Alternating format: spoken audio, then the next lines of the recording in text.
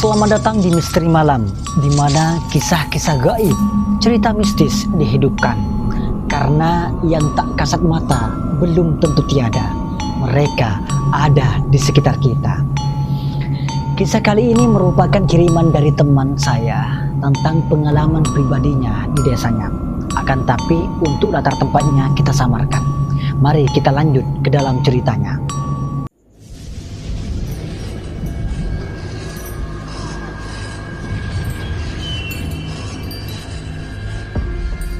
Matahari baru saja tergelincir di balik perbukitan, meninggalkan semburat merah yang tampak seperti luka di langit. Sebutlah desa Caringin Wetan, desa yang tidak pernah memiliki perhiasan yang lebih indah sekaligus lebih tragis daripada kisah seorang Sari. Sebagai seorang janda muda yang ditinggal mati suaminya, ia sangatlah cantik. Karena kecantikannya itu ia dijuluki sebagai janda kembang.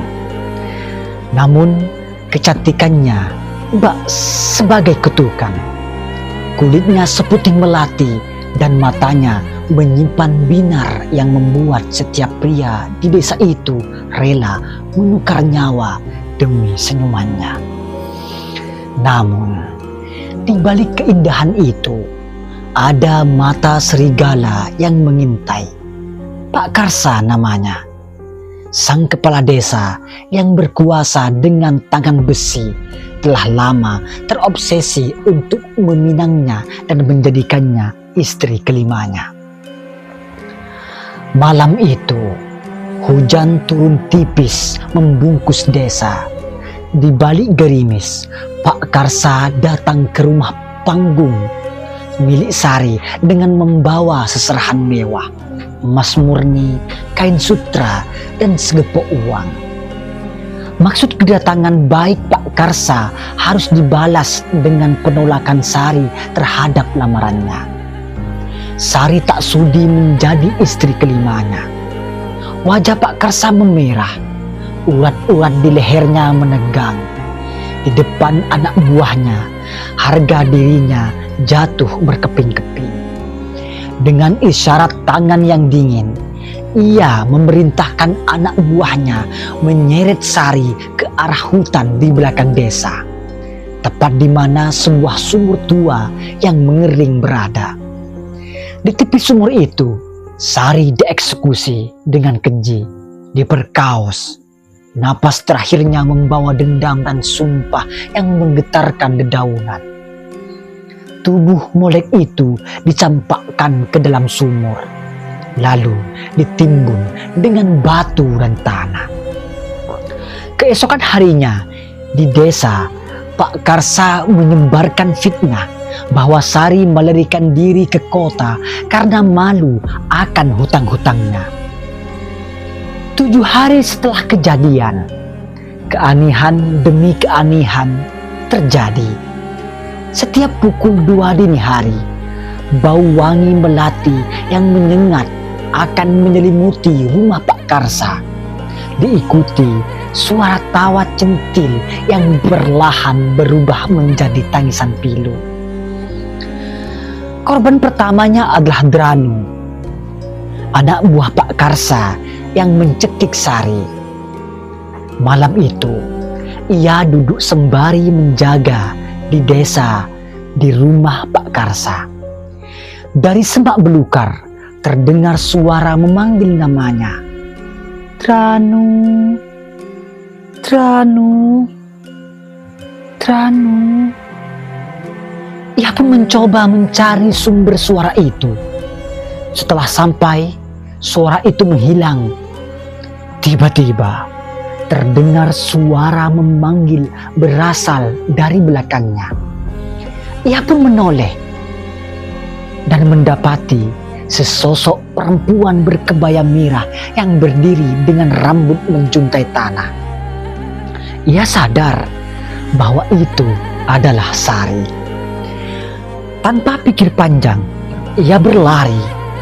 Tapi Sari memanjangkan dan menggapai pundaknya. Drano tertegun diam. Tubuh Sari semakin mendekat. Keringat di wajah Drano bercucuran. Kemudian tangan itu mencekik lehernya dan menyeretnya. Keesokan harinya, ia telah ditemukan tewas di pinggir sumur tua itu dengan kondisi mengenaskan. Lehernya terkilir 180 derajat ke belakang, seolah-olah ada tangan tak kasat mata yang memutarnya dengan paksa. Mulutnya penuh dengan kelopak bunga melati yang mulai membusuk. Sangat mengerikan dan sangat tragis dibuatnya. Kemudian, korban kedua yang diincar Sari adalah Gito, yang membantu mengubur Sari dengan tumpukan batu dan tanah. Malam itu, ia sedang berada di rumahnya. Terdengar suara ketukan pintu. Ia bergegas membukanya, tapi tidak ada satu orang pun yang bertamu malam itu. Ia kembali, dan ketukan itu kembali terdengar. Dengan perasaan jengkel, ia memeriksa kembali, namun tiba-tiba tidak ada orang lagi di depan rumahnya. Ia mencoba menoleh ke kanan dan ke kiri, dan terdengarlah suara memanggil-manggil namanya dari balik pepohonan. Gito, Gito. Suara itu memanggil lirih. Perasaan akan suara itu, Gito perlahan menghampirinya. Tiba-tiba, ia melihat sesosok wanita berkebaya merah berdiri. Gito sadar bahwa itu adalah Sari yang akan menuntut balas. Gito mencoba berlari ke dalam rumahnya dan bersembunyi di dalam kamarnya. Tiba-tiba, angin kencang membuka jendela kamarnya. Tercium semerbak bau anyir bercampur melati. Ia pun mencoba berlari keluar dari kamar itu. Seketika, Sari telah berdiri di depan pintu dan langsung mencekiknya. Kemudian menyeretnya ke kamar mandi. Keesokan harinya, ia ditemukan tenggelam di bak mandi rumahnya sendiri yang dangkal. Seolah-olah ada kekuatan besar yang menekan kepalanya ke bawah hingga paru-parunya pecah. Di mulutnya terdapat belatung dan bunga melati yang busuk. Pak Karsa gemetar mendengar Drano dan Gito meninggal dengan tidak wajar. Ia tahu bahwa gilirannya telah tiba. Ia pun mencoba berusaha memanggil dukun yang sangat pintar, dukun ilmu hitam, untuk memasang jimat di setiap sudut rumah dan mengunci pintu rapat-rapat. Namun usahanya nihil. Arwah yang menuntut balas tidak butuh pintu yang terbuka. Tengah malam pun tiba. Suhu ruangan turun drastis hingga napas Pak Karsa mengeluarkan uap. Lampu pun padam. Di sudut kamar, Pak Karsa melihat bayangan wanita dengan kebaya merah yang robek-robek. Rambutnya panjang menutupi wajah menjuntai tanah. Tapi bau amis darah bercampur melati memenuhi udara. Sari, ampuni aku. Aku akan membangunkan makam yang layak untukmu, rata Pak Karsa sambil bersujud. Sosok itu pun mencoba untuk mendekatinya dengan gerakan patah-patah. Saat wajahnya tersingkap, tidak ada kecantikan di sana. Kulitnya pucat kebiruan, matanya melotot putih, dan tanah masih menempel di pori-pori wajahnya yang hancur. Aku tidak butuh makam, Karsa. Aku butuh teman di dalam sumur itu. Bisik suara itu parau dan dingin. Kemudian pagi harinya warga desa pun geger.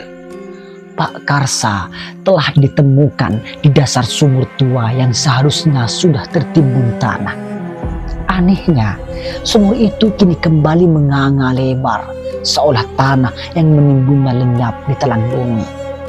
Tubuh Pak Karsa kaku, matanya melotot, menatap ke atas dengan ekspresi ketakutan yang luar biasa.